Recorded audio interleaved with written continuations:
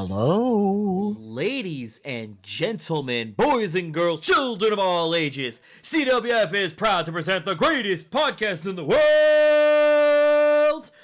Your hosts, Azure Mage 422, the Glorious Omni, and our special guest, Reagan!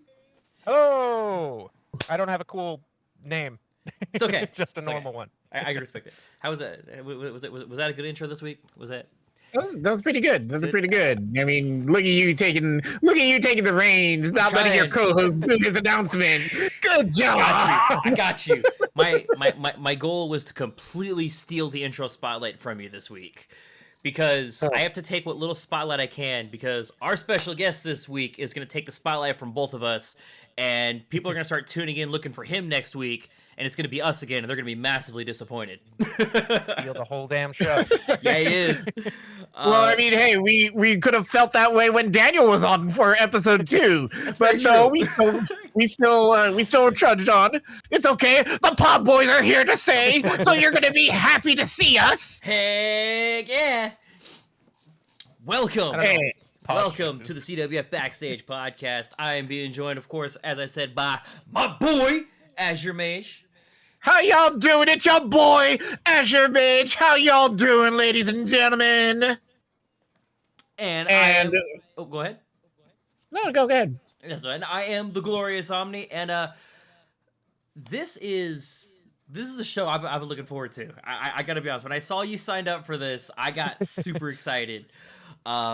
Because you have some of my favorite characters that you guys perform as, and we'll get into that later. But Reagan, thank you very much for being on the show, man. I appreciate it. Yeah, thank you for having me. I'm excited. Yeah, man. No worries. Yeah. So, how you been, man? I've been good. Been busy. Cons are we're in our sort of like gap between cons that I run, at least that I'm in. Mm-hmm. But we are quickly heading up to Sakura-Con, and that will roll pretty quickly into Fanime, and that is 2 big shows to be planning a lot for back to back. So right. I've been keeping busy, but it's been good. That's good. Glad to hear it. Yeah, do same. Like down here, like I got Comic-Con Revolution the week before Fanime, and then Fanime doing back-to-back titled events is there, and then we just got approved for Fangia as well. And yeah, I don't even know when that is. So, but I mean, it's SoCal, it's in San Diego. It's gonna be down that. So yeah, it's con season's in full swing. So I definitely miss the proximity to all the cons. Right. Back in California. Fangia is in April, if I remember correctly. So wait. Oh God, what weekend in April?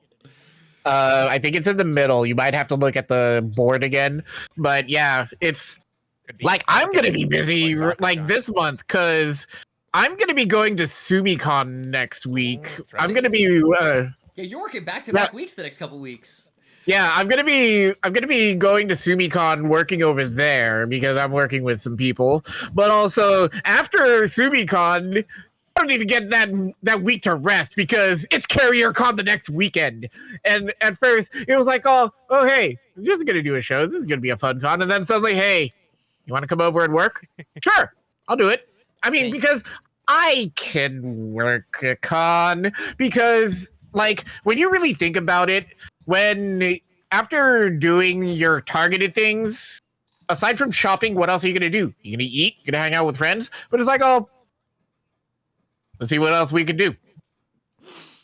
Fangia is April 20th. I will not be going to Fangia, so I don't have to worry about that because I'm going to WrestleMania that weekend. Oh, damn. Yeah. I'm not going, Captain Brian. That Yes, is the same not at those weekend as cons. Sakura-Con. Shoot, all the wrestling fans aren't going to be at the show. Well, I'm assuming Daniel's going because he's the one that put in for it. Yeah, so he'll like, like you can't have a show without a host because it would just be the competitors fighting to see who's the main man of the host. Right? I don't know. That's a decent premise for a show.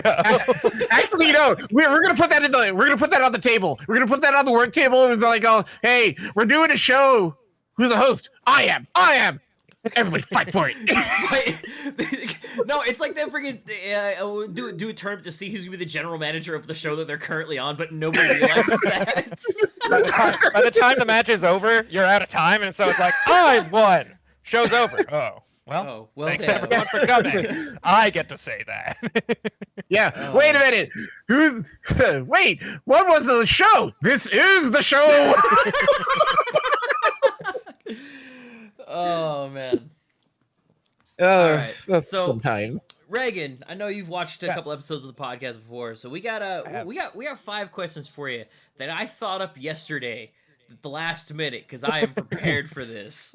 Great. You've been He's got looking prep forward time. to it, but not preparing. Oh, absolutely. Yeah, so we'll go through those, but we can touch on anything that you want. If you want to go into as well too. So don't let us Yabbermouse stop you. So this is one aspect that I love about you personally, but you have one of, if not the biggest repertoires of characters that CWF has. I'm in second place. Both as a solo act, both as a solo act as well as a duo act. So I know we talked about this a little bit before the show, so you probably knew this question was coming, but what are some of your favorites and why? Yeah, so favorites to run. I will have a soft spot for Hoin Kyoma Okabe. That was my first character that I ran. He hasn't been seen around a lot, but he got a tremendous payoff in night 1 of Fanime against Reality a few shows back. Yeah. I watched the He had vlog a great for that. segment there. It was a great moment for him. I liked Okabe really lends himself to narrative performances. Next favorite is probably Lupin, honestly. I mean, I love all my characters. I run them because I love them more so than loving them because I run them in CWF. But Lupin I've done so much nonsense with Lupin. I have gotten away with so much annoying. G hates Lupin. Really? He must, because I cause so much trouble with like, hey, can I? Hey, G, I have a question for my entrance, and then he's just like, oh no. Dude, you had one entrance where you were like underneath the announce table the entire time, wasn't it? No. For the debut of Lupin at ALA, I was underneath the announcer table. Yes, I was sitting underneath the table as the show was going, and then I popped out during my music to steal the Yen in the Vault briefcase. I think I was in the crowd for that show actually. What year was that? That was oh my god, was that the year Skeletor won? I think, but I think that was also Skeletor's first win. I think it was. Man, when you do so many shows, it's like, oh man, which one was it? Together a little bit. It can be Yeah. tough to keep Exactly. it straight. And then for the debut of the tag belts, Lupin was under the stage. Yeah, that's what I was talking And about. that got scared. It was me and Jigen were there. Me and Bryce, my brother, who is my Jigen for Lupin and Jigen, and we're just lying down there next to each other. And some people are like stomping as part of their stuff on stage, and we just share a look, and we're like, "Is this safe?" Did we consider the possibility that maybe this was a bad idea? But we also got to discuss like our plans while we were under there. Like we're listening to everyone perform, and we're like, oh, we should reference that. That's a good bit. That's where we came up with even I'll throw in a Hail Satan.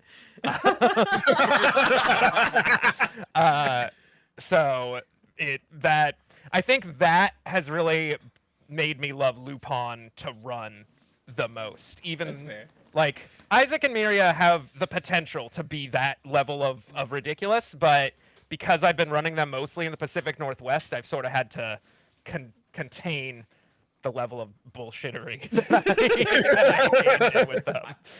I think your Isaac and Miria has ran my favorite CWF promo that I've ever witnessed. And you know exactly which one I'm going to talk about. Yeah. The birthday one that you did at ALA last year. It was so good. Like, I don't think I've been more captivated by a CWF promo than when you guys just you cast the line and you didn't even cut a CWF promo. And we talked about we talked to this with Katie last week about running like a masquerade kind of like style bit.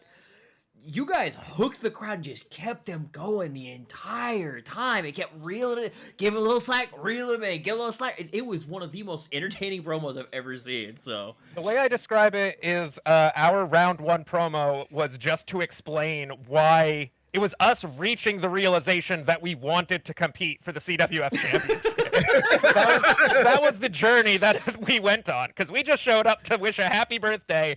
We realized we didn't have presents. We asked CWF what they wanted as a present, but they couldn't tell CWF. absolutely not. I do love writing for Isaac and Miria because I can get away with so much, and anytime I'm asked a question of like, would that make sense? And I'm just like, I don't know, it's Isaac and Miria. Yeah. Christmas is over. It's New Year's is over. How are you saying Merry Christmas? Merry Christmas! The crowd loved it. They loved it. I honestly think that Isaac and Miria is definitely that. It's that breather. The breather entry that you get after like the ridiculousness or the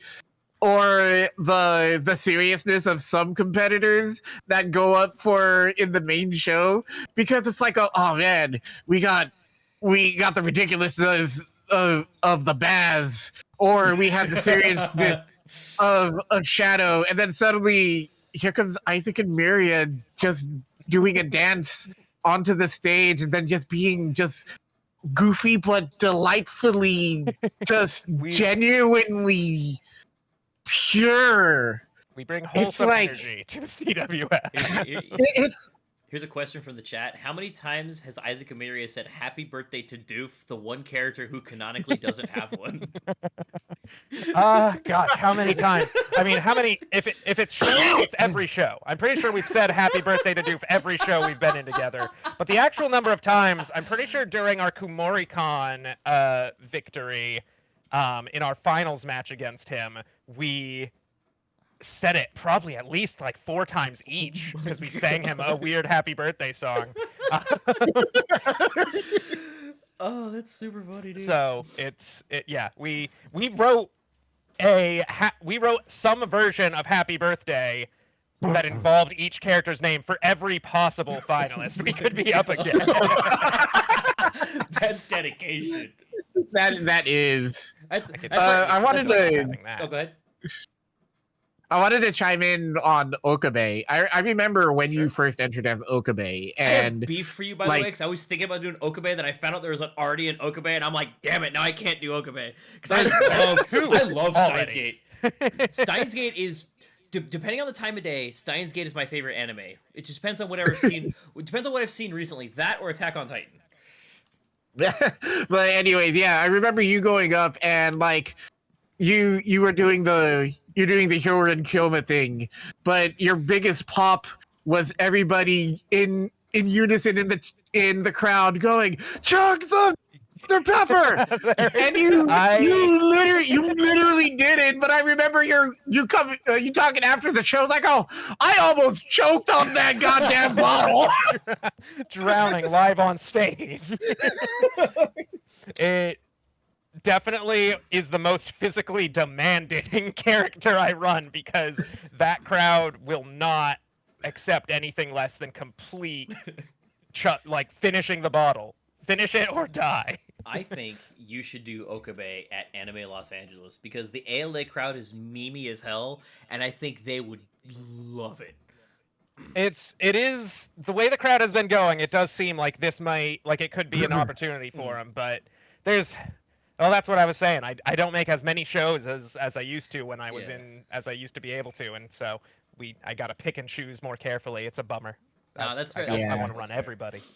Being an adult sucks. Being an adult. Oh yeah, 100%. And all that. Yeah, it's a downer. Well, but also like being an adult sucks, but at the same time, you think back at your kid self and you think back to what you were saying as a kid. It's like, what I'm gonna do? I'm gonna do all of this stuff, and then you just want to take a portal gun and then just go back in time and slap your younger self in the face, like, oh no, that's not how it goes. I don't know if I agree, if only because I have spent. Kid me never could have made enough money to spend over $100 on giving everyone in the audience a Dr. Pepper. You are I looked up the capacity of the room. I bought that many cases of Dr. Pepper, and I had my Mayuri hand deliver them during my promo. That's amazing.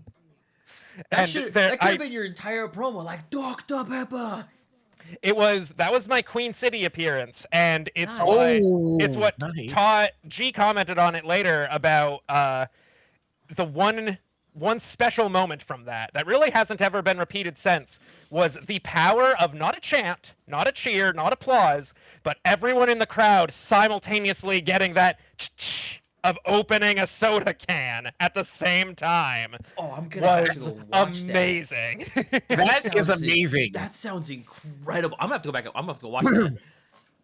It was honestly kind of distracting. Because that's not a sound you're prepared for. You're prepared for a cheer, but if they're all opening soda, like, do I talk over it? Do I let this ride out? I don't know, but it felt good. I ended up getting asked to sign someone's box. Oh, nice. Which was, they kept the box from the cans came from, and I genuinely didn't know. They came up to me with the box. I thought they were just handing it to me for me to throw it away, and then they're like, no. I was so blown away that they wanted my autograph as Kyoma. But that was great. I hope they still have that box. Because if I was at that con, I would still have that box somewhere. And forget, my wife would be like, why the hell do you still have this? I'm like, it was signed by OK. No, it was signed by Hoenn Kyoma. You'll never understand. Stig is the only character who bribed the audience. Stig still cheated. Exactly. Get out of here. Yeah. Hey, I didn't even win, so it's fine. Bribery clearly doesn't work. God, who did I think I lost to the burrito. That's fair. Well, I did that finally fair. get my revenge agaest the burrito, so all is well. The burrito cost me my yen in the vault, and I will never forgive Jaime for that. I am the only person who lost. No, so did I ever tell you exactly how that ended up like going? I mean, I was at the show. Well, no. Like G's thought process. Oh, sure. So no, G's thought process was, okay, Hughes is cashing in. He's got it. Burrito's good. Hughes still has it. Burrito's good. He has it. Okay. And then they finally made the decision. Okay, Hughes is going to the finals. And then somebody did something, and I stepped in. There was like a scuffle. And then I stepped in to stop, which kind of put me up right here. And then Jaime stepped in, doing this. And I'm like, you son of a bitch. Stages outside of promos, I feel like, are becoming more and more of a thing. Like Lytton, not to get ahead of myself too much. I'm sure that'll come up, but yeah. Lytton has some of the best like stage presence, not during their promo, like that out of any of the performers. Just so much cat shenanigans happening in the background during round twos and stuff. It's very strong.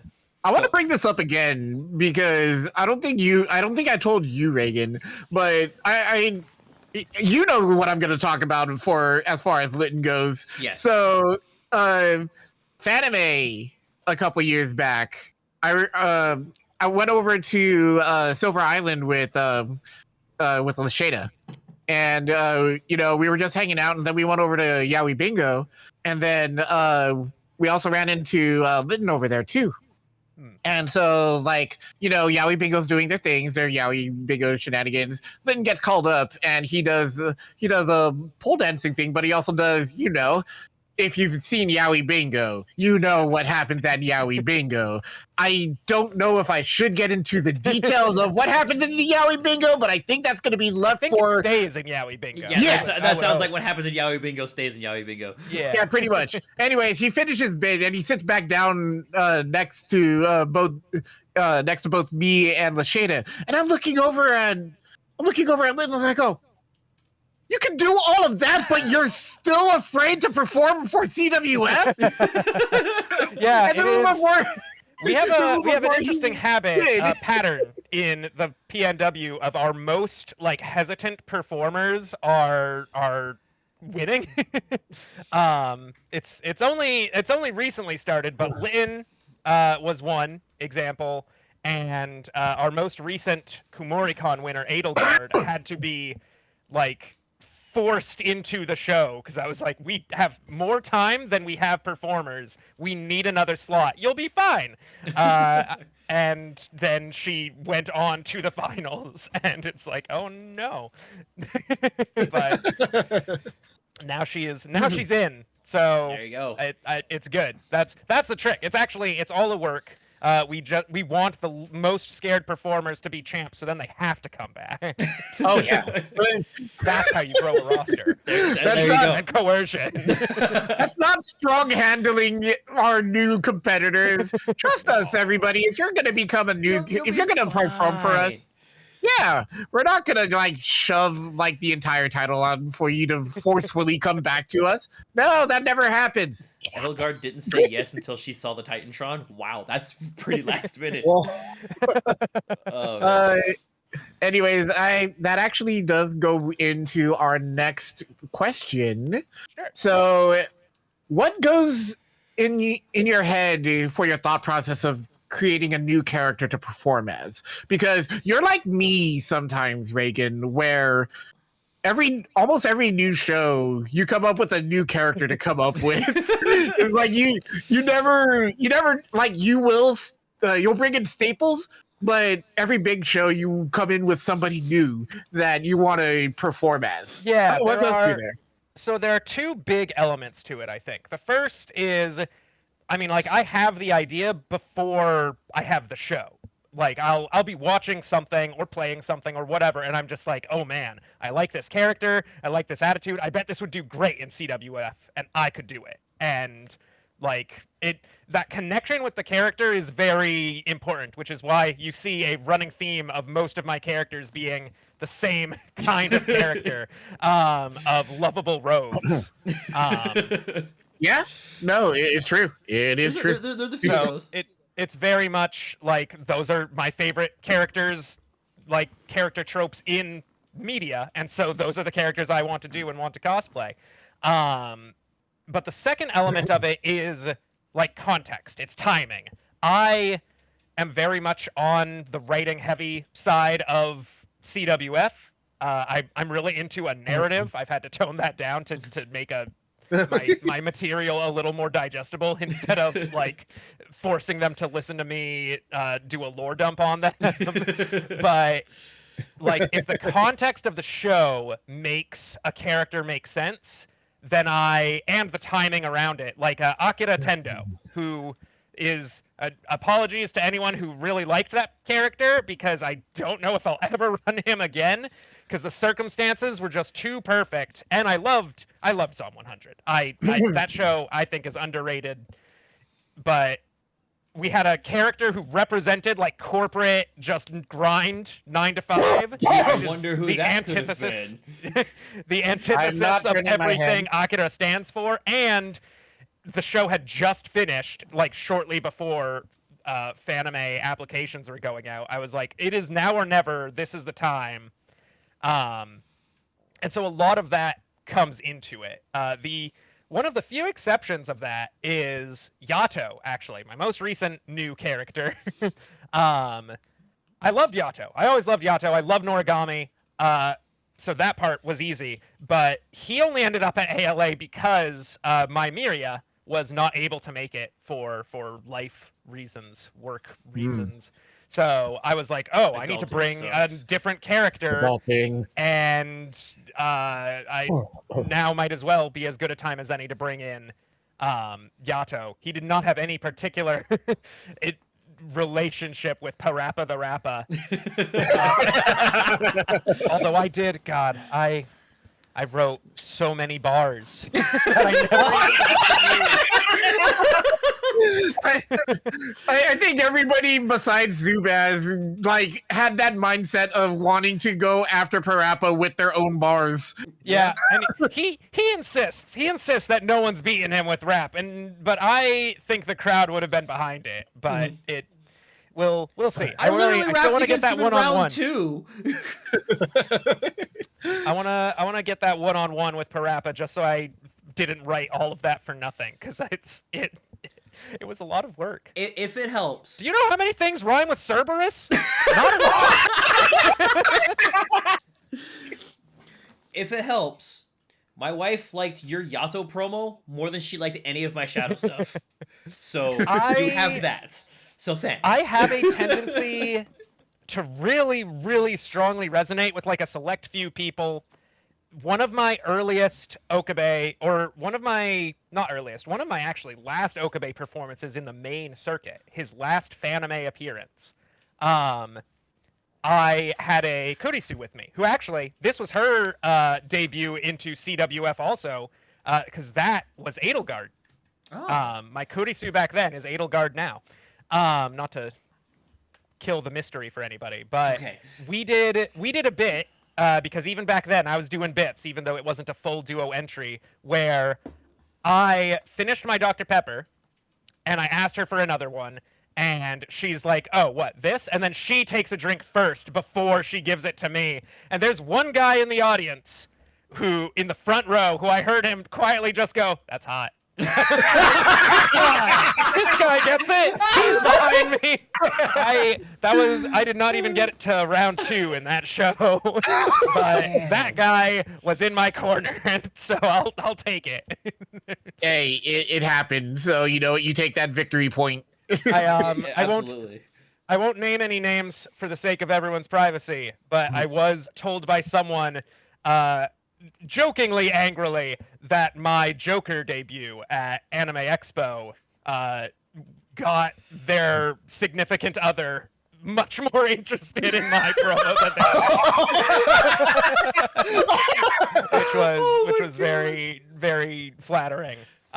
So yeah, I for whatever reason I have this ability to resonate one-on-one with people a little more than maybe the crowd as a whole. And that's a good skill. You're going for the it's the interpersonal connection is what it is. I just got to slowly do that with every person in the crowd over the course of like 100. There you go. Then it'll be my time. Dude, your guys' Joker promo at Anime Las Vegas was wasted on that crowd. I mean, it wasn't wasted on that crowd. There was no crowd. That's what I mean. It was just we were the us. crowd. We were the crowd. There was a lot of good material that was just wasted on that. I don't want to say dead space because we had ourselves and we loved ourselves. A couple of, like, people on the outskirts who were like looking over, but like, luckily I structured that promo very much to be about being in Vegas. Just because the Phantom Thieves that's right. have a casino level, so it was super. I structured it knowing that I would be able to not exhaust too much good material. There you go. Dude, I want to see. My favorite thing we've ever done was in Vegas. What? The dice game rigging with yeah. Dude, I'm so proud of that, and I'm so upset that there was 2 people in the audience for that. You were great. You were sitting front row going, Darby, you're an asshole. We want to see people murder each other. I was talking about that. I was like, let's play a game. You're like, game? We want violence. Fuck this guy. What I want to see is Joker versus Joker. Yes. It is. It's bound to happen. It's sooner or later. But I use Joker very sparingly. That's sort of a big, circling back to the original question. That is a big part of like when I use a character is like there are some characters who narratively I feel like they can only be in certain shows.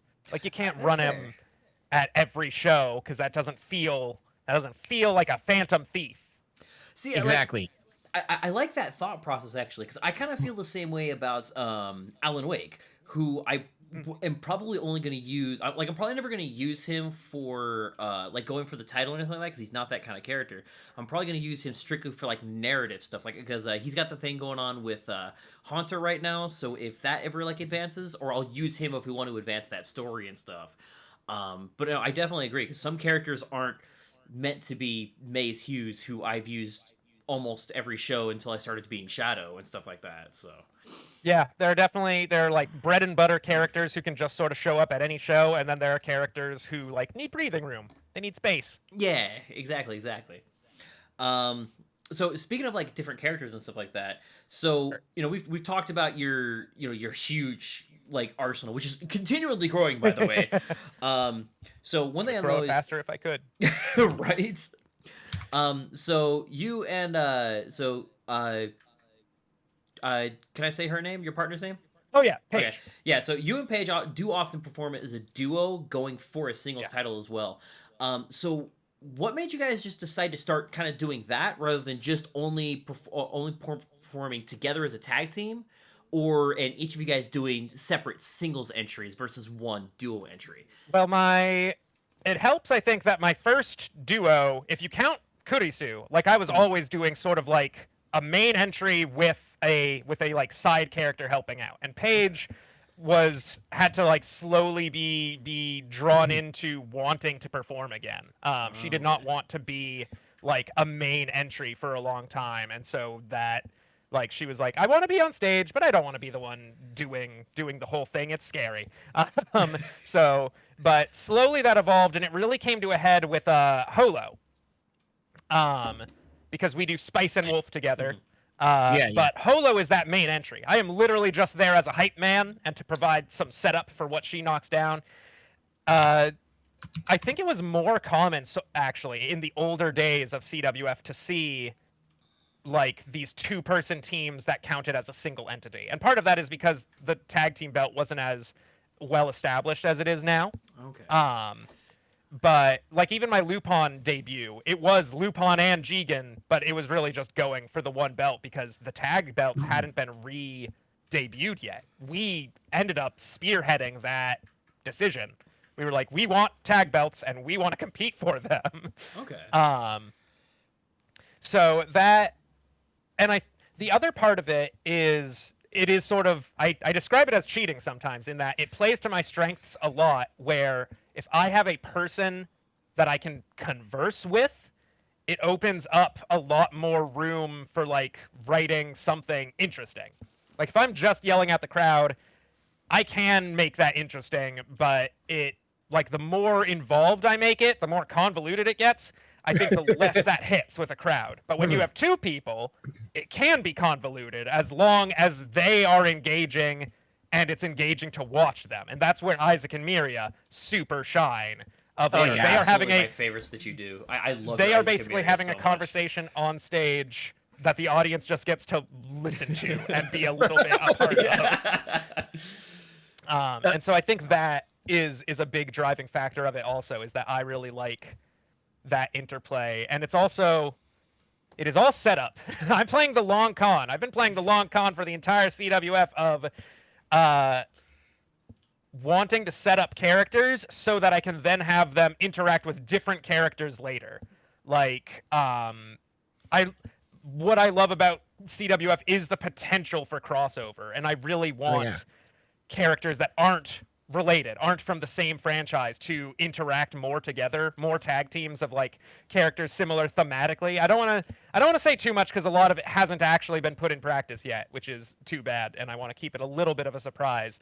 But one element is like just the idea of, say, like Kyoma with Trunks, for instance. Like neither of them have anything to do with each other, but just two time travelers in a tag team against, alternatively, this has been discussed as Kyoma with himself, because there are officially two Kyomas in the CWF right now. That is true. One of them could be Steins Gate Zero Kyoma. We have talked about that. Oh my god, that's amazing. There's also talk of a Kyoma versus Kyoma exhibition match. It could really go either way. But as a result, like setting up those pairs helps create this potential dynamic for like, and like even more recently, Taxman Jax from the latest show, Lawrence and him could absolutely have some. Oh, Larry, where I split off a character from a duo entry, Spice and Wolf, into being someone else's duo partner or like backup, and like it just gives more freedom narratively, I think, and that's a big part of why I lean into that.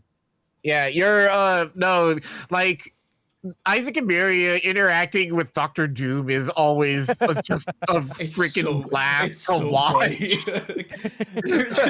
I told you to get out of my sight, and you gave us these tickets. Thank you. This is so nice. Yeah, I feel like they're absolutely oblivious to what Doctor Doom actually is and what he's capable of, which makes it so much better. For those who have seen Bakano, they'll understand this, but I definitely play Isaac and Miria like the binding concept that is the pillar behind everything else is Isaac and Miria can be friends with anybody, because he is friends with Lad Russo, who is like one of the most despicable characters ever. So that is the guiding principle of how I sort of structure Isaac and Miria, and it also makes it their rare non-friendly moments are that much better for it. Like so far, Tuxedo Mask is the only person Isaac and Miria have been actively hostile towards, and even then, they are willing to forgive him eventually. But we are team friendship. We have Jamie Goldstar. There might be number 2. I don't know. I don't know if they'd understand Jamie Go. he's like, the HOA is saying you have to do, and we're like, I don't know what this is. I'd be very upset if I could read. they can read, but it's the same principle of like, I don't know what taxes are. What? That's the bit. That's the bit. Jamie Combs is trying to get out of their schemes. They're just kind of like, okay, but I don't know what I'm doing, so help me. The Jamie's like, you have to do this. But how? What about this? But what is that? But they're so eager to do whatever he's saying. Oh my god, that's amazing. I have been trying to keep a tally of all the like organizations and or relationships that Isaac and Miria are a part of. We are unofficially part of Doom's like cabal. We're not DILFs officially. Doom's International Latvian Forces. Isaac and Miria are not officially DILFs, but they are definitely like they consider themselves to be friends of Doctor Doom. And they are. It's like our Truth in the Judgment Day. Oh yeah. Black Eagles. Members of Edelgard's house from Fire Emblem Three Houses, members of the Adrestian Empire. Oh yeah. We are part of Captain Marvelous's pirate crew. So we are part of, even though he's gone full heel, and at some point I'm probably just gonna drop like, are we still part of his crew? Isaac and Miria are growing their connections, their tethers, so funny. until eventually I'll pull a Bakano or a Durarara for real of getting all these unrelated storylines to converge. They have their fingers in so many soups. You know what? That would probably be great for like a 24/7 scramble bit or something like that. It's all Isaac and Miria. Yeah. like Isaac and Miria stay on stage for the scramble the entire time, and it's just people who they know, like going back and forth. They're like assisting each one of the the members that comes up. They don't go for the bell. They are just helping each new person go for the bell. Actually, no. Omni, that goes back to, that could tie into the bit that we were talking about for the 24/7 belt. Is like, it starts with Sans having it, he falls asleep, and then Isaac and Miria get it, and then like it just turns into like the back and forth of Sans and Isaac and Miria somehow getting the belt at some point of the scramble for whatever goddamn reason, and they keep handing it off. I was worried about this when I showed up for this episode, because I knew that it would devolve into hypotheticals and future plans. That's the beauty of the episodes, though, because things can happen. Are you implying that we are going off schedule? This is, if you look at my schedule, actually, this is fully planned. This is the documented hypothetical. This is the fantasy booking arc. Omni, this was never part of your Keikaku, okay? Excuse me. The glasses lift says otherwise. But you don't have a bag of chips anywhere in sight.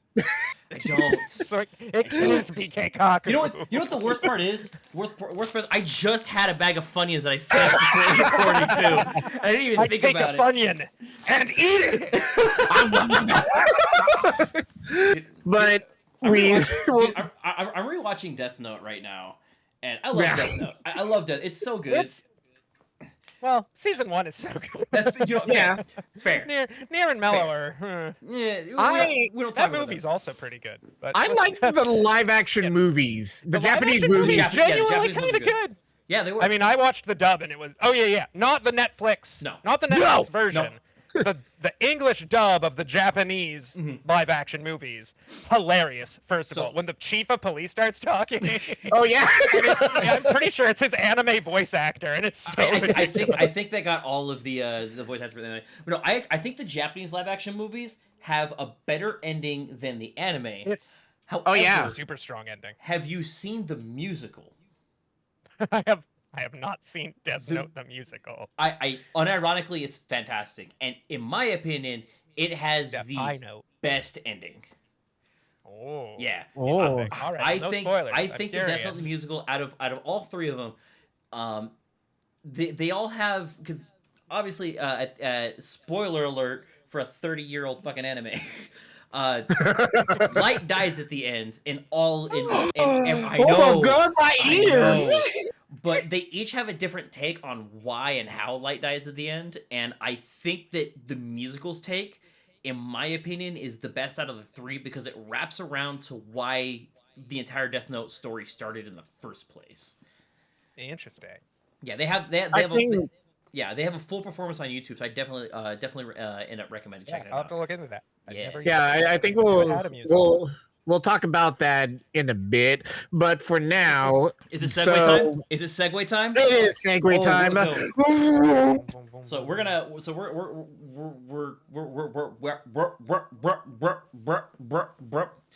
Omni turned into a Pokemon, everybody.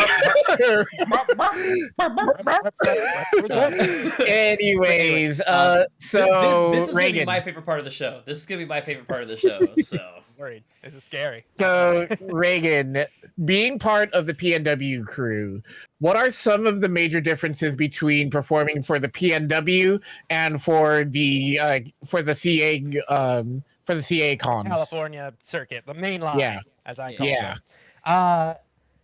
It's definitely it is definitely different. I don't know if there's actually I don't come to the performance necessarily that differently than I would anyway. But the characters I choose are definitely a little bit decided by it.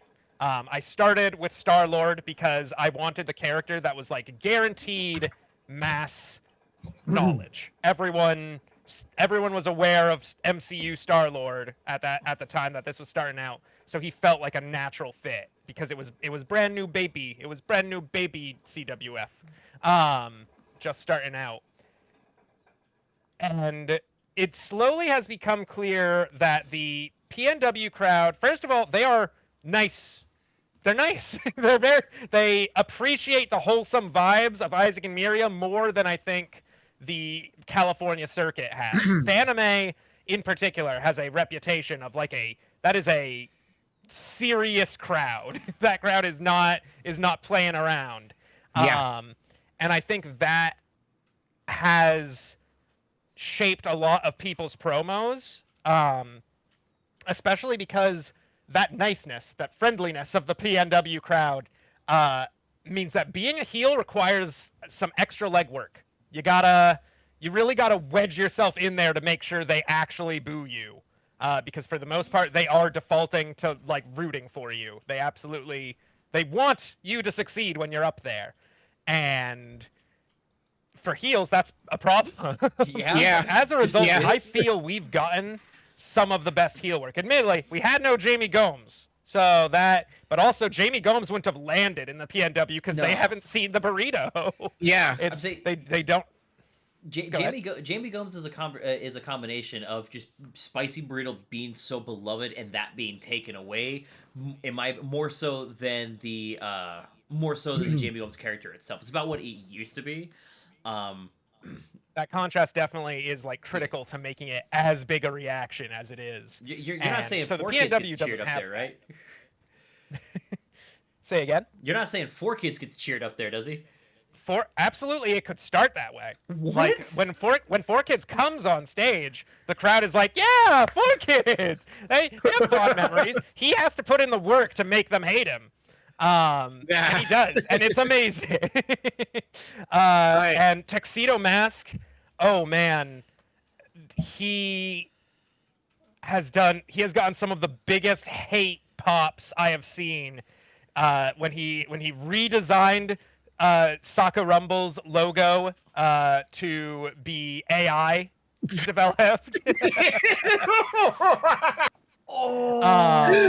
was a huge one. And one of his first performances once SakuraCon really got going was he was mostly getting cheered at the start, and it was soft cheers. Like he wasn't getting huge pops, but the crowd was mostly behind him, and he was like, women should be treated like princesses because they are beautiful and elegant and can't do anything for themselves. And the crowd exploded. He could have been in physical danger with how that crowd turned on him. It was great. I feel like weirdly the PNW has gotten some of the best heel work despite, and maybe because of, the crowd being so like friendly otherwise. Captain Marvelous is one of the most unique heels we've seen.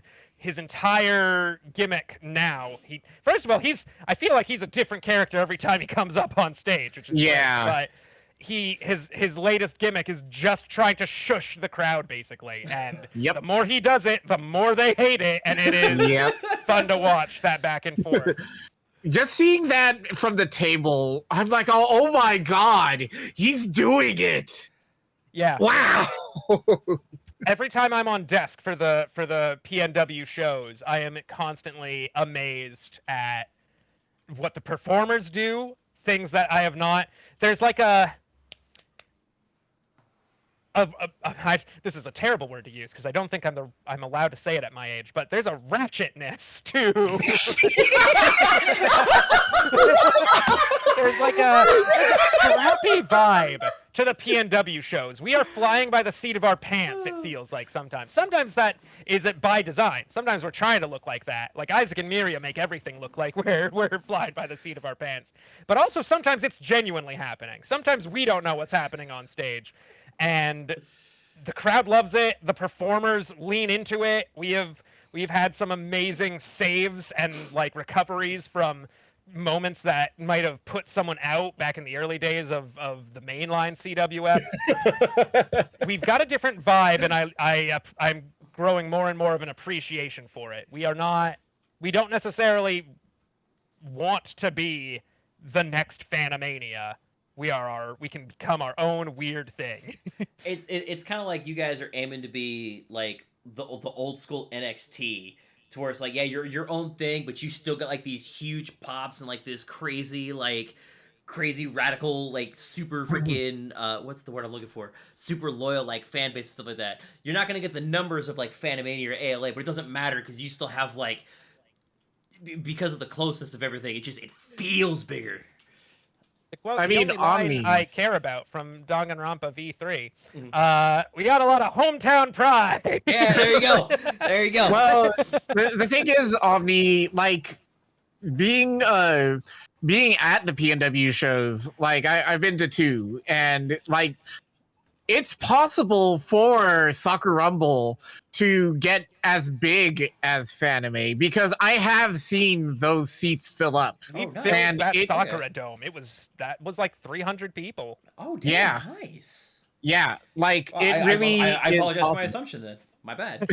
It's Like- not every show. I feel like Yeah, we're it's a not lot every more show. time sensitive. We still get thrown around the schedule a lot more than like Fanimania, so it has varied a lot more. But there is definitely the audience is there. We just need to find the right time and room to reach them. Gotcha. And it's unfortunate because that's always the Sakura-con. That's always on the Sakura-con, and we can't really do anything about it too.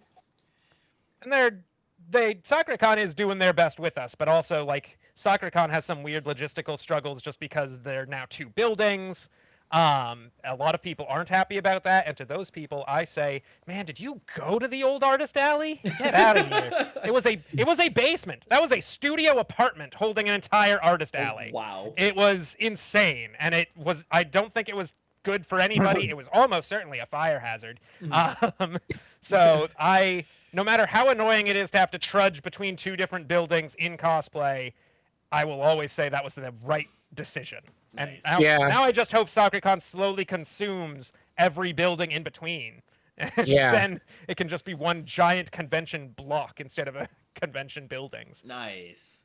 That's probably, I mean, a joke I want to say about the setup for Sakura-con. I remember last year when me and Sailor Mars were walking around like before the show. We went over to the dealers hall and we go down the escalator and we're looking around like, oh, is the dealers hall just one really big Sears? Because that's what it felt like. It felt like a gigantic ass Sears / Walmart. Because that's how it felt. It is a huge. They have a huge dealer's room. They always have Yeah. a huge dealer's room, and it's even bigger now, thanks Damn. to. But now they got to move the artist alley into an appropriately also huge room, and that has been nice. It's so nice. Yeah. You can actually walk. You don't have to push through people to leave. oh, that's Yeah. That's always nice. Yeah, if I ever, because I do want to do a PNW show, especially after watching the PNW showcase at ALA this year. Yeah. Because I had never seen Litton perform before. I'd never seen 4Kids. Oh god, I loved 4Kids so much. He was so much. He was such a glorious asshole. I had We so have I such was a so great bit entertained. planned for 4Kids at the coming SakuraCon. Yeah. We have Oh, yeah. ideas. So probably not this year. I think I might try to go next year, but you know, like adult. It's tough. Adult I know life it. willing. I know how it is. Yeah, Yeah. Lights get expensive fast. just a smidge, just a smidge. I do hold the dubious honor, I think, of most distance traveled to do CWF because I used to live on the East Coast. I nice. was one of the only East Coast members who still made it to California shows. And then I also did MagFest shows. So I've done the 4 corners. Nice. He did the 4 quarters. I've done Queen City. Ironically, not while I lived in that city, so that was a bummer. But I've done Queen City, I've done Seattle, I've done SoCal, and I've done MagFest, which doesn't even exist. CWF doesn't exist at MagFest anymore. We have MagWest, but MagFest over in DC. So I have been CWF in all 4 corners, and that's not even possible for people anymore. That's So freaking. suck it. You know what? Consider it sucked. Yeah. I Changed my mind. do. Wow. I do wish that we do get that chance to actually do another East Coast con in the form of if we can get into Holmat. I think that would be. Ooh, I think we would do really good. That's just me saying that. I think we would do good at Holmat if they give us the chance. Dude, we should apply to PAX East. Well, we've had trouble getting into PAX so far at all, but I don't Yeah. know. Maybe East. It might vary by PAX. But yeah, I do miss MagFest because that crowd was wild. That crowd was unhinged. They wanted blood. They demanded violence, and if not violence, then guys kissing. But it was just those 2 things. And definitely the preference was violence. I got a title by doing that. You did. It's the Funjoshi demographic of CWF is growing strangely and worryingly powerful. There are concerns, but we'll see how it develops. But at MagFest they wanted that and violence. I think they wanted us to make out while stabbing each other. It was. You know what's funny? I was literally just about to ask, what do they want you to make out while stabbing each other? And then you just say that. Yes, absolutely, I think so. Extreme violence. It was just a very unique, and that was another instance. Weirdly, Joker has almost exclusively performed at small shows because I ran him at the first MagFest. Nice. Yeah, you're right. We did. The first MagFest CWF did, not the first MagFest. I'm not that old. Damn. Damn. And that was a crowd of like 10 people at 2 a.m. who were very drunk. Let's go! But they had a Bar great crowd! goddamn time. They loved it. My people. I miss the uncertain nature of the MagFest crowd. You couldn't count on them the way you sort of grow to understand the PNW or the mainline crowds. These guys, you never know what they're gonna throw at you. And they might actually. I borrowed someone else's prop for a MagFest show as Travis. Someone else had like the full scale replica beam katana, and I was just like, "Hey man, Oh, nice. can I borrow this for my entrance?" And he was like, "It was amazing." That's super cool. Nice. So, was that related to a question? I can't remember. No, Oh, great. It doesn't matter. The question was about performing in the Pacific Northwest, and we hit all four corners. So I think you went above and beyond with that answer. Yeah, you did. But I guess I still stayed sort of on topic about the different crowds, which is really what it comes down to. But Yeah. it is amazing to see some of the people who go show to show, like I do. Like we get people who followed us from KumoriCon to Anime Los Angeles to SakuraCon, and that's always so cool. People who know Isaac and Miria from their KumoriCon debut and are like, "Oh, I'm so glad I got to see them again." That was I had the same exact. So after my first performance as Hughes, at AX later that year, I was just kind of walking around a cosplay checking out Joe's hall, and people was like, "Are you the Hughes from the wrestling?" I was like, "Yes, I am," and I was like, "It was the coolest feeling." It feels so good to get recognized. I don't know if I've ever been recognized before I've done the show at the con. Like I've been recognized by people the next day out of cosplay even. Oh, but nice. I don't know if I've ever been recognized like the days leading up. I haven't been recognized after outside of cosplay, but I have been mistaken for Jigglypuff 3 times. Now. Like 3 times now. I mean, the last one was actually at San Diego when I won the Supernova and Tag Belt. We were just chatting with people that want to come up here. They're like, "Oh, by the way, are you Jigglypuff?" And I was like, "No, I'm not." Jigglypuff is a good buddy of mine, but I am not him. Go ahead. The recognition that I get is only like it happens when I'm wearing Bandit Keith because it's like every show that I do Bandit Keith, I always get the double take because I'm walking around and then suddenly, like, it's the first notice and then suddenly, Bandit Keith?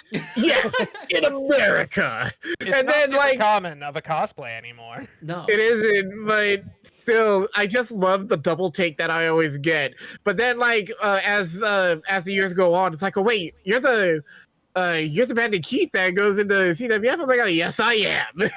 And also, even Larry, the Larry recognitions too, is always nice to have. But the ultimate pop is when I reveal, it's like, oh yeah, it was also Sans. Like, oh, you were Sans. It's always gonna get a pop. nice. I am sad Isaac and Miria didn't get to go up against Papyrus and Sans. That would have been a I made Paige, who plays Miria, play Undertale for the exclusive reason of you gotta do your research, man. These are not characters we can go up against without knowing their blood. You gotta know why the crowd is as in love with them as they are. Dude, we didn't even think I feel bad now. We didn't even think we were gonna win that. So when I was talking with Virgil, the very first, so we kind of threw it together last minute just because we needed more time and stuff like that. And it's like, yeah, we'll do Virgil and Shadow, the Edge Boys. So the first thing Virgil messages me is, hey, do you care if we win the belts or not? And I'm kind of like, well, I'd like to go for it, but I'm more in the ballpark of an entertaining show. So if you have an idea, let's hear it. And so he threw the idea out there, and I'm like, oh my god, this is brilliant. I'm like, we're not gonna win, but this is gonna be entertaining as hell. So we didn't think it was gonna go over as well as it did. I mean, sometimes that's how it goes. There's some bits that are gambles, and you got to do it for the love of the game. Yeah. Yep. That's half of Azure's characters. Yeah, pretty I much. committed so hard to Travis's burrito bash. His one-man burrito bash. But you know what? I do want to make a point. I want to make a point here to all the 6 people listening. But tell your friends, tell people who aren't your friends, tell your enemies, tell everybody.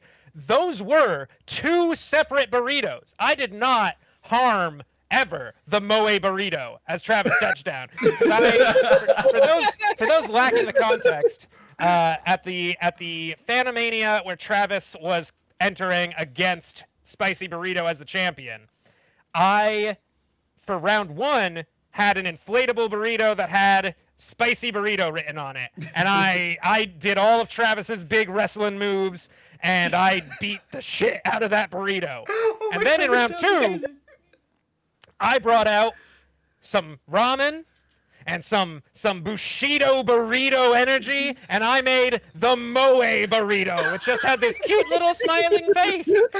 And I said during the promo, different burrito. People didn't believe me. They thought it was one burrito. There were 2. That second one was dead. Backstage. Spicy burrito in effigy. God. Toby's. But Moe Burrito still alive and kicking. He's doing A-okay. Whenever Travis comes back to a show, know that the Moe Burrito is cheering for him from his salsa bar. You heard that is breaking news. You heard it right here first on the CWF Backstage Pads podcast. The Moe Burrito will be returning at some point in the future. Will the Moe burrito? We save Spicy Burrito from Jamie Gomes. Oh my! Wow! The future plot points. The narrative is going. Come on, Alan. The story. Hold on. Just try and keep up. I'm typing as fast as I can. Alan! Moe woke up one day, realizing that there was an existence in the universe that passed. Spicy Burrito was gone, and balance needed to be restored. Knowing what needed to happen, Moe contacted its best friend, Travis, and together they embarked down a rabbit hole to which neither of them would ever come out the same again. Best friend / dad? I might have made the Moe Burrito. I don't know.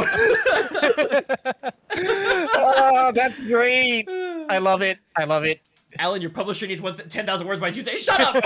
But I really wanted to make that very clear, because you would be shocked how many people, because I was carrying both away from me after the show, walking back to the hotel room, and so many people were like, "Oh man, there really were 2." And I was like,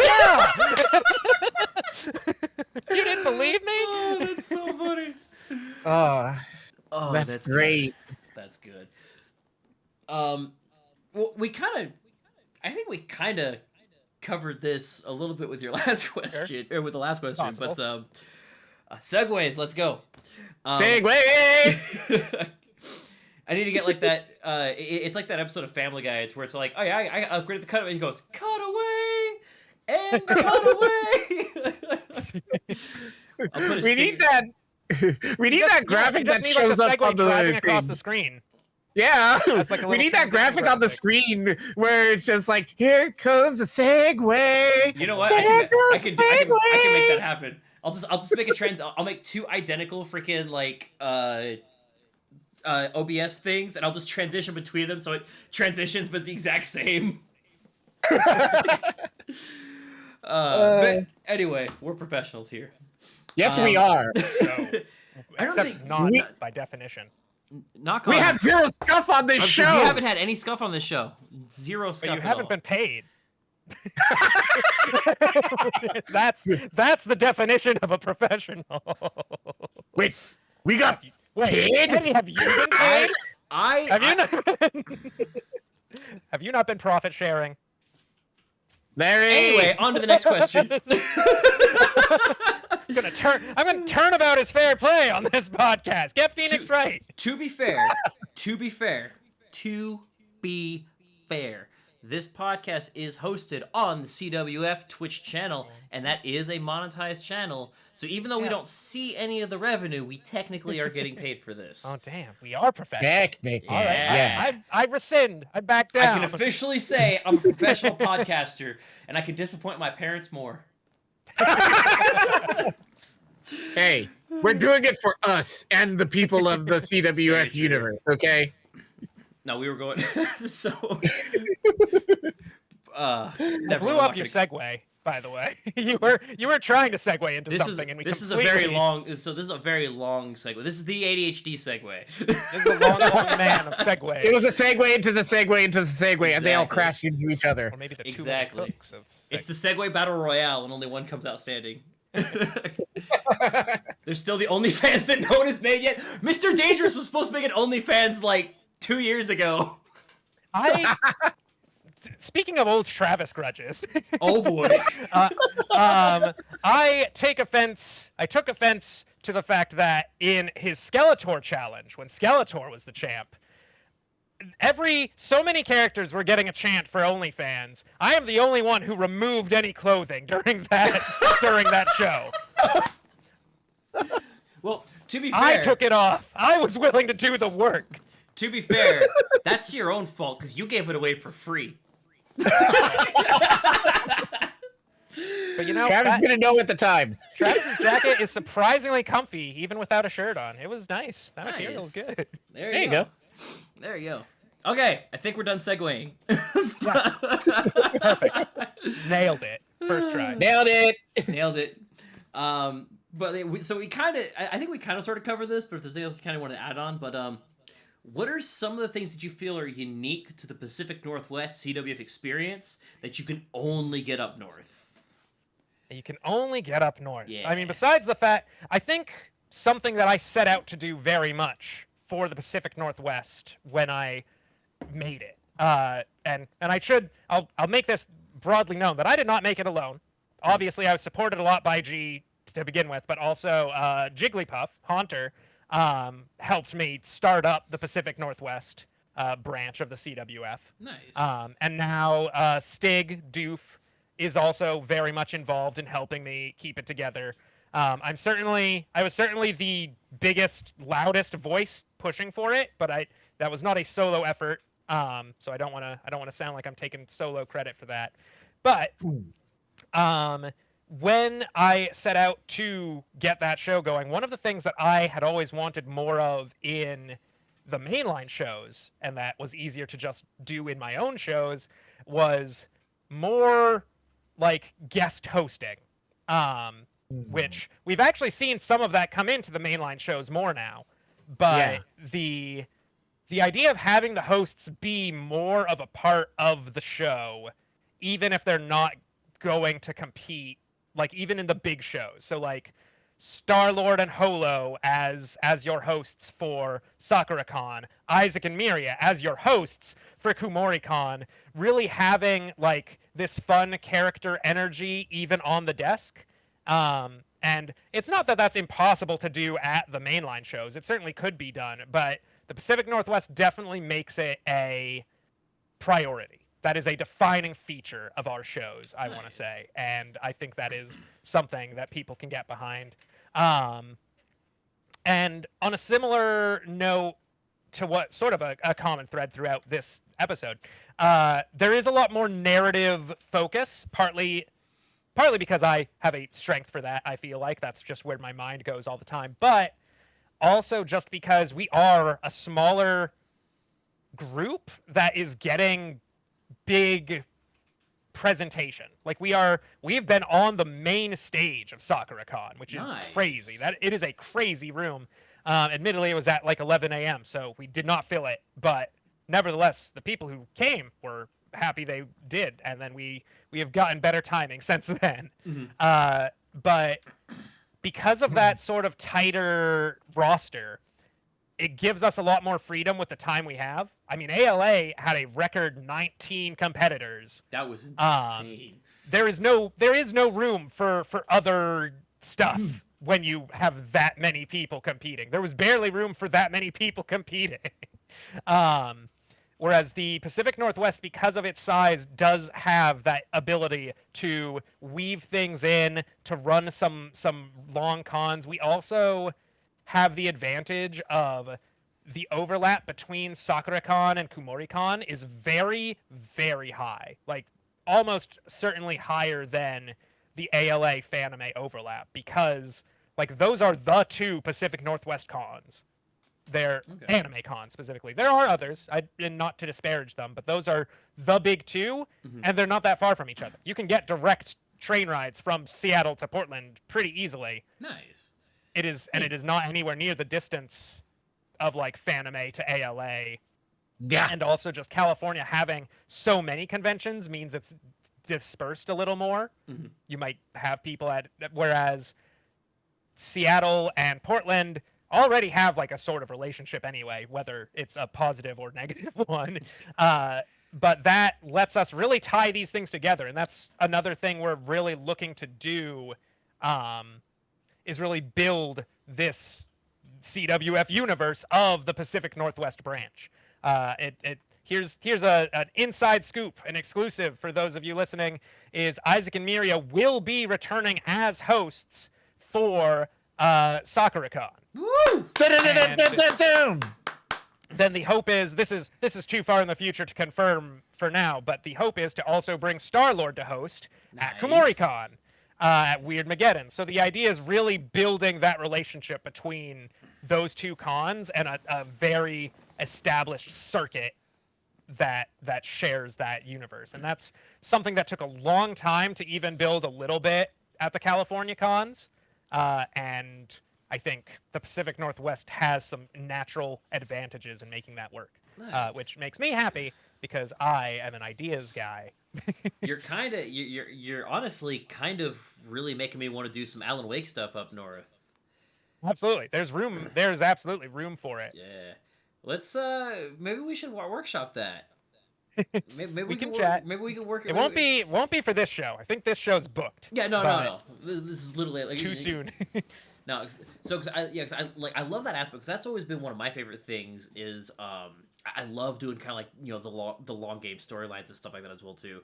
Like I've been working with Haunter for some time now with the whole Jigglypuff to Haunter transition, and then there was the Hughes and Mr. L that spanned like over the course of the last year.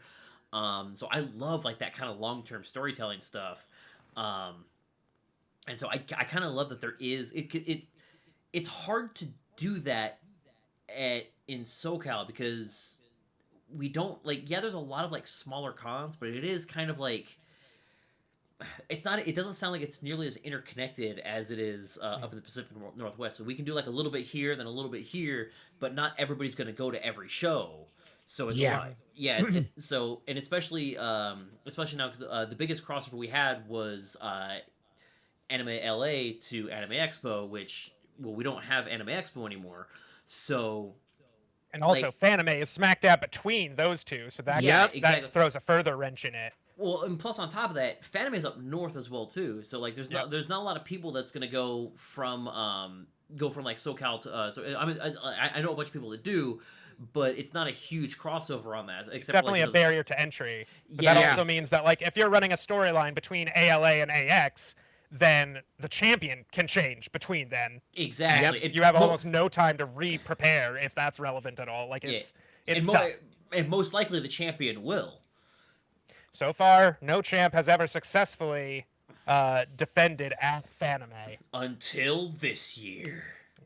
You have a lot to work for, buddy. I know. It's going to be tough, but it's not out of the question. I'm going in fully expecting to lose. And I want to see the full roster, but I personally am hoping that you make it to the finals because I know who you're doing, and I think that interaction is amazing, and I really want to have that back and forth. But we'll see. We'll see what the full roster Yeah, is it's when that there's event coming the out. competitors do not get to decide who goes up. The Nope. champion does not get to decide who goes Exactly. up. It's We will see. I am It terrified. I am terrified because I have back-to-back championship defenses. I'm defending the Supernova belt literally the week before at Comic-Con Revolution. Which is And- annoying, by the way, because I can't. If I'm writing up material to use against you, I don't know whether to refer to you as Shadow 2 belts or not. I'm gonna have to decide the week of. Right? I will. How about this? To help out a little bit, as soon as I know if I won or lost, I'll message you 2 belts or 1 belt. Don't even say just either 1 or 2. Just 1 or 2. That's Okay, it. perfect. Perfect. yeah, you just show like a picture of 1 and then 2. It'll be secret code. No one will ever know. Right. They'll But- never yeah, expect it. I am very excited for this Fanimania coming up. If Yeah. ALA got record competitors, I am terrified for what Fanime Fanime is gonna have. Oh yeah. It is. I finally have a hook for what I'm gonna do for my championship promo. Like the intro.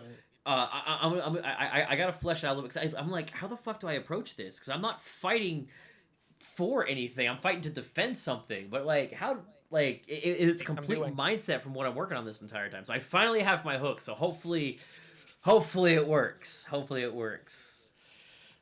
Hopefully. Yeah. But either way, it should be a It'll be a fun show. very exciting show. Yeah. And I have put in without giving away spoilers, I have learned how to do a lot of things in the last couple of weeks that I have never done before for the Ooh. express purpose of making this my most explosive entry yet. Nice. I have rigged it. The convention sent no. Oh I my have god, not- that'd be great. I promise there are no threats against the convention. I only realized after the fact how sort of alarming the phrase "most explosive" sounds. So I really want to emphasize, just he's- metaphorically. CWF does not support or condone the use of actual explosives. Correct. Yes. No. Neither does Fanime Con or Yeah, probably neither does any Fanime other Con. convention, except maybe Well- Dynamite Con. I assume there's a Dynamite. I would believe that there are explosive conventions out there. So Yeah, but then again, CWF does condone the performances that condone the Michael Bay treatment of just everything just exploding everywhere.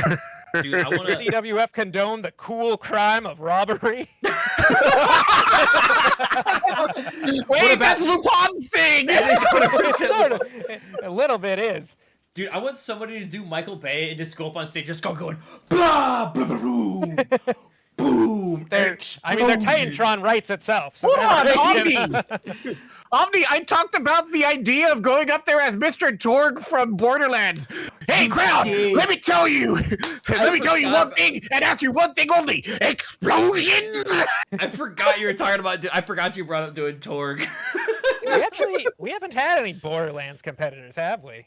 And that's why I want to do Mr. Torg.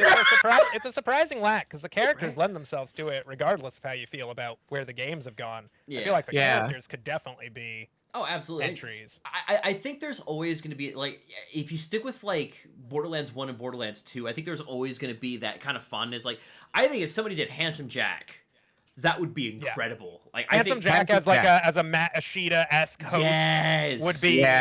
would be perfect. Yes. But- I don't know. I never played. I didn't play the pre-sequel. I didn't play anything past. I played like the first 2 hours of the pre-sequel, and I got bored with it. I didn't play anything after that, and the movie never happened. So, We don't talk about that. what? But I want to see the movie. I know it's bad, but I want to see. I want to know. What's, Can you show me? What do you think is worse, the Borderlands movie or the Netflix Death Note movie? oh, Honestly, I would probably say the Netflix Death Note, but But the Netflix Death Note had a perfect casting for Ryuk. Willem it has That's Willem true. Dafoe. Willem I mean, I Dafoe can't nailed I it. can't speak to it, but that's sort of the problem. Is I feel like the Borderlands movie will be bad enough that it's entertaining, and I don't know if the Death Note movie was. Fair. Yeah. That- Like the Death Note that's movie fair. is just competent enough to be boring. So I Borderlands mean, movie you isn't know, bad, it's just meh. That's arguably worse than Well, bad. that Yeah. would actually be the opposite then. That would be Yeah. the inverse of what I was saying. The Borderlands. actually, one just I was garbage. gonna say we could bring back the segment of CWF watches such and such movie and just do it as a stream.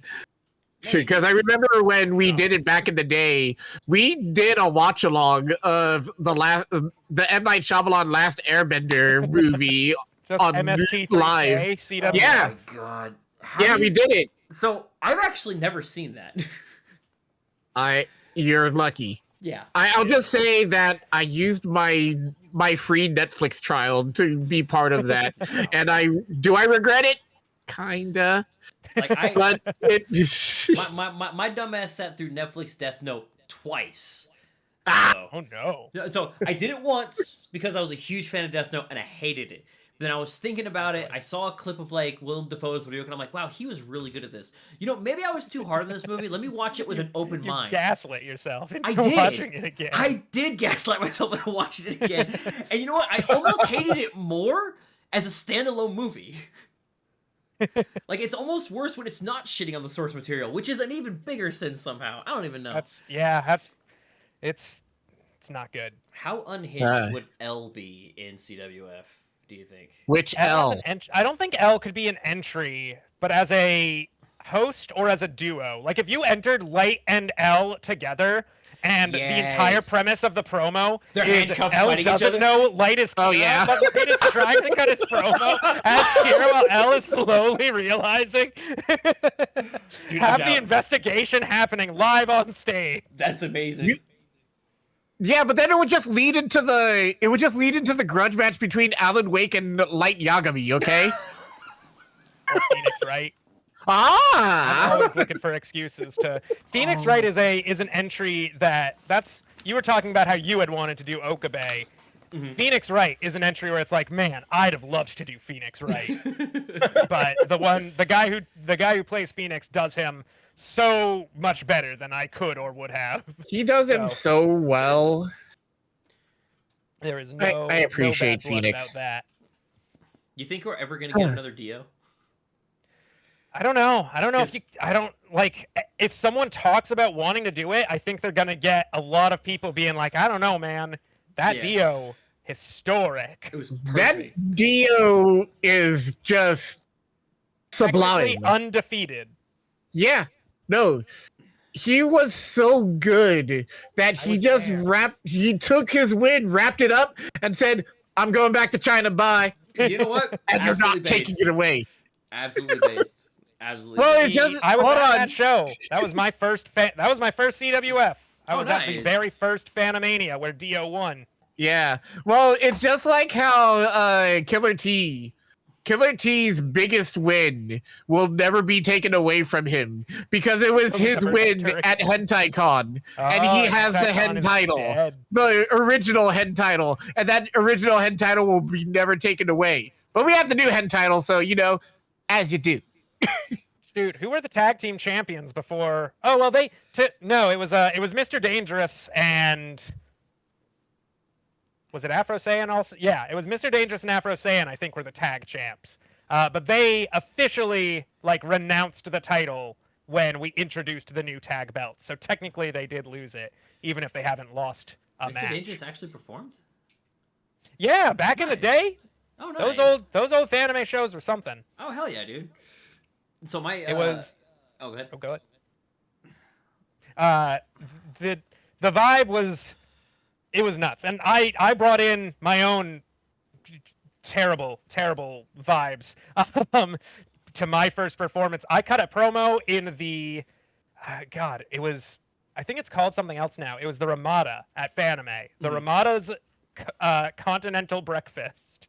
I cut a promo for CWF. That's amazing. Being like, this panel is at this time. I'm going to be there as Kyoma. It was regrettable. But then I street passed with Mr. Hiki. And so it was all worth it. Oh, God, Street Pass.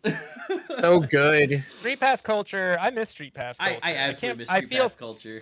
the Switch Yeah. 2 should bring back Street Pass. I They agree should. 100%. I agree 100%. Oh, man. Reagan, This was a fun show. This was Thank a fun you. show. Yeah, I had a lot of fun. It's a super fun episode. I'm glad you joined us, man. Yeah. Didn't ramble too much, especially about could-be's and what-ifs. Right. But that's always going to happen. We only had a small slot scheduled for that, so. No, yeah. That's Reagan, right, Thank you so much for having me. Yeah, no worries. Definitely appreciate you coming on, man. Do you have any last words for the chat or for the CWF universe that listen to us on the YouTube/Spotify VOD? Oh god! At first I thought I would, and then the longer you talked, the more pressure there was, and now I'm not sure I do. That's just what you do. keep your eyes out at Fanimania because it's gonna be a hell of a show. I'm doing some never before seen shit on the CWF stage, so get excited, get hyped. Oh, it's gonna be so hard to keep a straight face during some of this stuff. Like I'm glad. How do you think I feel? I'm glad I'm gonna be hidden in the back through most of it. Like, freaking. Oh, if I make it to round 2, you're in trouble. I Break. That's my goal, is to break you on stage. No, when I was going face to face with freaking Parappa, I had to turn away from the crowd because I'm doing this, trying to keep my freaking scowl on because I'm Grumpy Boy Headshot. Like, if I ever go up against Isaac and Miria, I'm just giving up.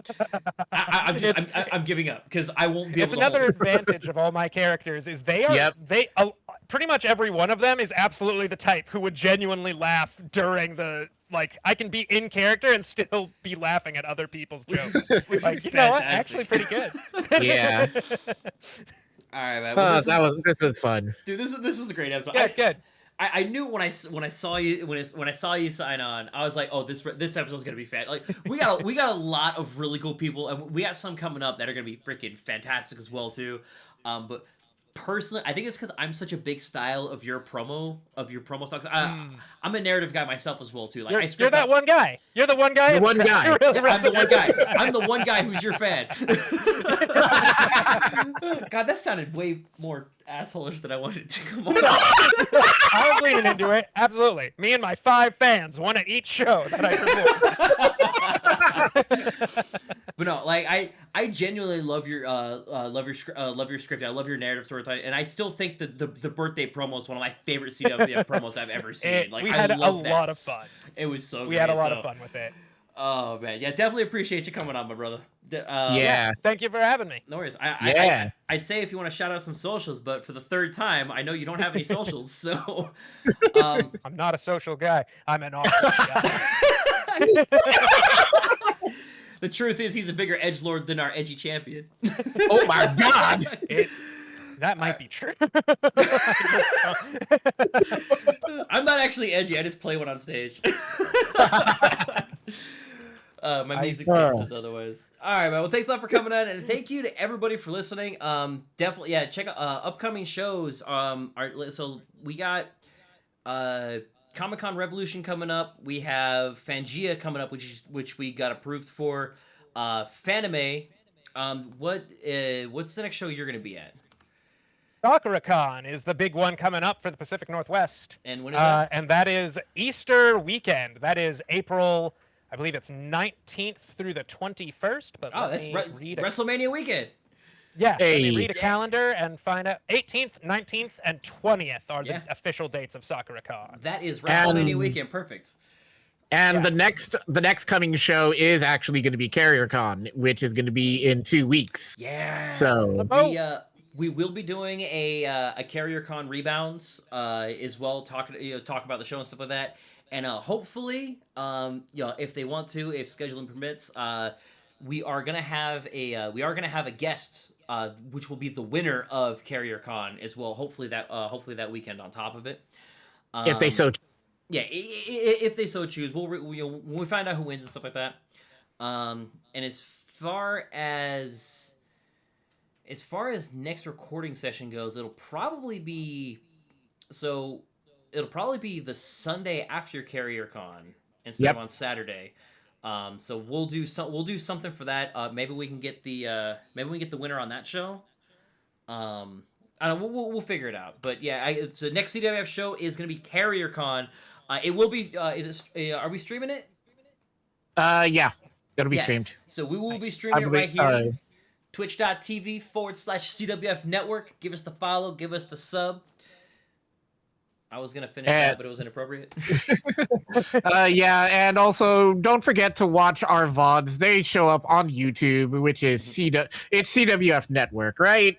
I believe the YouTube is actually Cosplay Wrestling Federation. Oh, okay. Yeah, YouTube is Cosplay Wrestling Federation. I believe Twitch is the CWF. Twitch is CWF Network. Twitch is CWF Network. I believe Twitter is also CWF Network. We haven't had a Blue Sky yet. Aren't we the CWF universe somewhere? Oh, I think it's CWF Universe on Twitter. If Look at this me, isn't evidence enough, I don't have any of those. I forget I have social media until I join a con or I have to talk about it. This is the scuff, boys. We made it through. We found the scuff. We found the scuff. But anyway, so check us out. We look forward to seeing y'all. Definitely check out the live stream for CarrierCon, the boat show, as it's called. The boat show. That nice little, if you're in ALA, that nice little BOAT, best of all time, that is actually the championship for the CarrierCon boat show. Yep. Yeah, so they will be, the best of the best will be fighting over that. It's actually on a carrier, isn't it?